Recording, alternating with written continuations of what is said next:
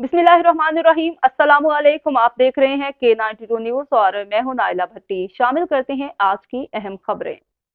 जी, इस वक्त हमारे साथ मौजूद है एक्टर, मॉडल, डांसर लतीफ़ खान, जो कि किसी नाम के मोहताज नहीं है। तो चलते हैं उनसे बात करते हैं। जी अस्सलाम वालेकुम। वालेकुम अस्सलाम। कैसे हैं लतीफ़ खान?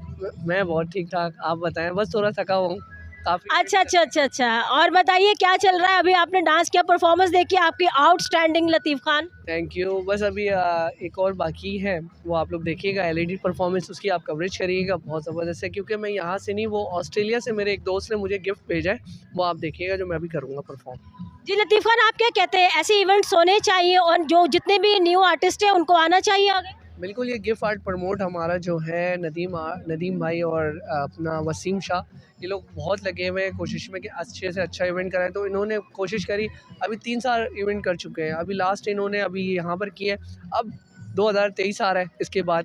तो आप देखिएगा, बहुत बड़ी जगह पर होने वाला है इवेंट। होते रहते हैं इवेंट्स तो।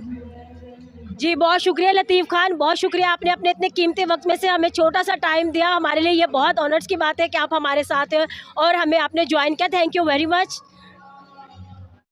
अब तक के लिए इतना ही। मजीद खबरों और अपडेट से बाखबर रहने के लिए देखते रहें K92 न्यूज।